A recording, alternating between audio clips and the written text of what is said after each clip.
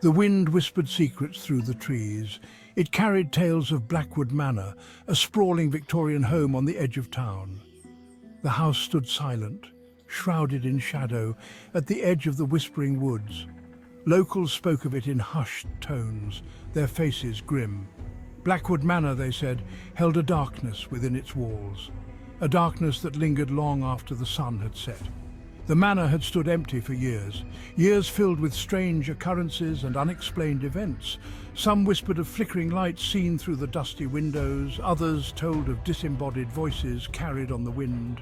But the most unsettling tale, the one that chilled the blood and sent shivers down spines, was the legend of the room with no door. It was a room shrouded in mystery, hidden deep within the manor's heart. A room that could be entered but never escaped, or so the stories claimed. The legend of Blackwood Manor and its doorless room cast a long shadow over the town, a shadow that would soon engulf the lives of the unsuspecting family who dared to call it home. The Miller family arrived in the twilight. John Miller, his wife Eleanor, and their curious daughter Sophie had come seeking a fresh start. The old house, with its faded grandeur and air of melancholy, seemed to promise a refuge from the hardships of their past. John dismissed the local tales as mere superstition. He saw only a house in need of love, a project to occupy his time and lift his spirits. Eleanor, however, couldn't shake off a persistent unease. The house felt heavy, burdened by unseen eyes.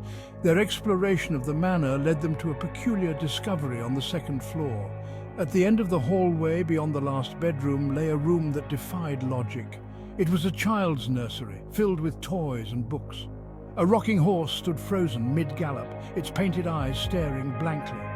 But the room had no door, no entrance, no exit, just four walls, a window overlooking the woods, and a chilling absence where a door should have been. Sophie, oblivious to the growing unease of her parents, was captivated by the nursery. She claimed it as her own, spending hours within its walls. It was there that she met Oliver. Oliver, Sophie insisted, was a boy her age, a lonely spirit who resided within the manor. He became her constant companion, his presence known through giggles and whispers that only she could hear. Eleanor tried to dismiss it as an active imagination. But John noticed the way Sophie would pause mid-sentence, her gaze drifting to an unseen presence beside her. Then came the noises, footsteps pattering down the hallway long after Sophie was asleep. The soft murmur of voices, too low to decipher, drifting from the nursery at night. The sound of the rocking horse creaking back and forth, its rhythm slow and deliberate in the stillness. The house, once silent, was now alive with unsettling sounds. Fear, insidious and relentless, began to seep into their lives. Eleanor's once vibrant spirit grew subdued. John, though outwardly stoic, found himself plagued by a growing sense of dread. The house felt colder now, the shadows deeper. Each creak of the floorboards, every rustle of wind against the windows, sent shivers down their spines. One evening, as John tucked Sophie into bed, she turned to him, her eyes wide and unblinking.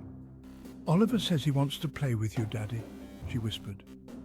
John forced a smile, his heart constricting in his chest. That night, he made a decision. He would confront the mystery of the nursery, uncover the source of the strange occurrences. He would prove that their fears were unfounded.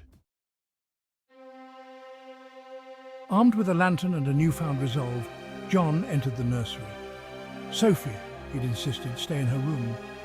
The nursery was empty, the toys scattered as if frozen in mid-play. The moonlight streamed through the window, casting long, eerie shadows across the room. He approached the spot where the door should have been. Running his hand along the wall, he felt nothing but smooth plaster. No cracks, no outlines, no indication that a door had ever existed.